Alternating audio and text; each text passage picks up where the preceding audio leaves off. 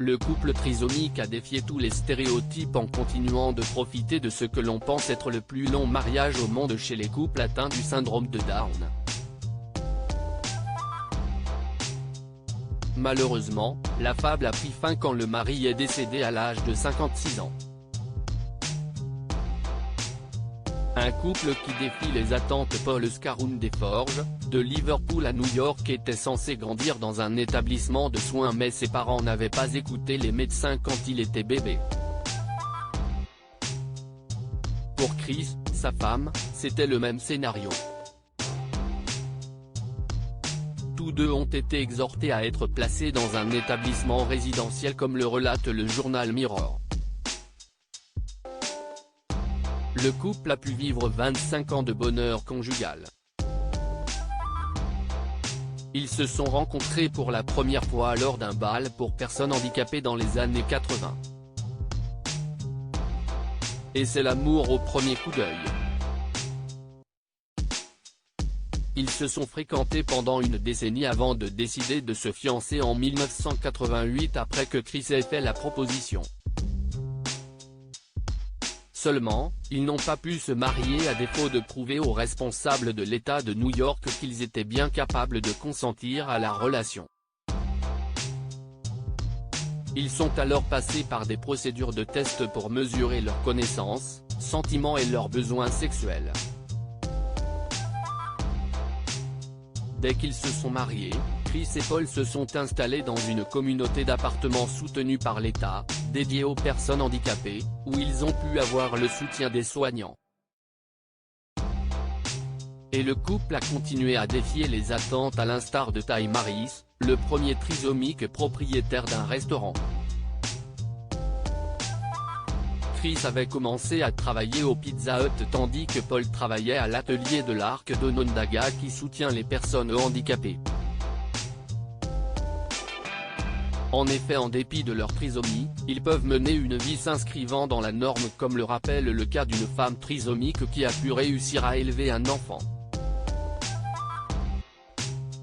Un autre cas encourageant est celui de deux jumelles atteintes de trisomie et qui sont aujourd'hui des mannequins.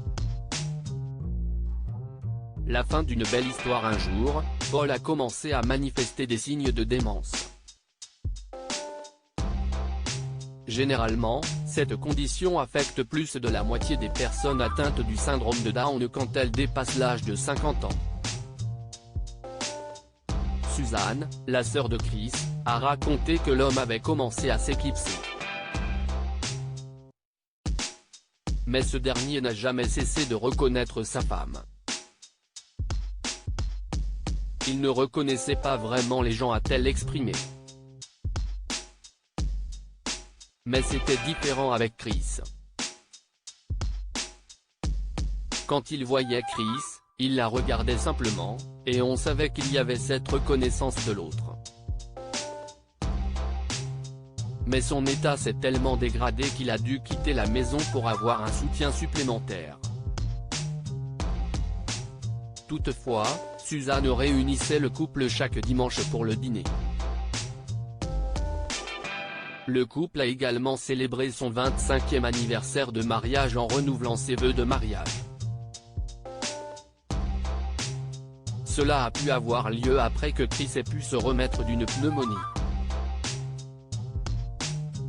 Mais quelques mois plus tard, il a suffi que Paul contracte cette même maladie pour qu'il décède, la tête posée sur les épaules de son frère. Aujourd'hui, Chris prévoit de se rendre à leur lieu de vacances favori, les Adirondacks, afin d'y disperser les cendres de son mari, le jour de leur anniversaire de mariage.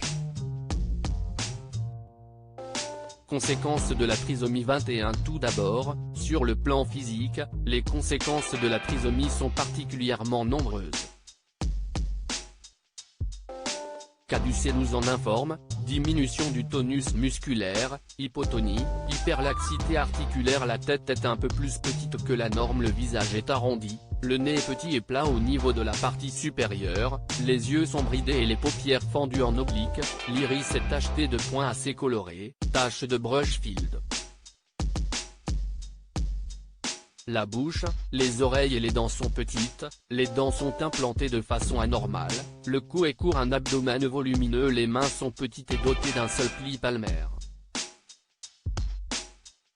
Les doigts sont également courts, les pieds sont courts et trapus. Les conséquences sont également intellectuelles, cela peut être différent selon les individus atteints du syndrome, mais tous souffrent d'une déficience intellectuelle. Ainsi, leur chi moyen est de 50, la moyenne se situant entre 85 et 120. La répercussion sur un plan d'intégration sociale est donc manifeste en ce qu'elle est altérée, et ce, malgré leur caractère amical et jovial.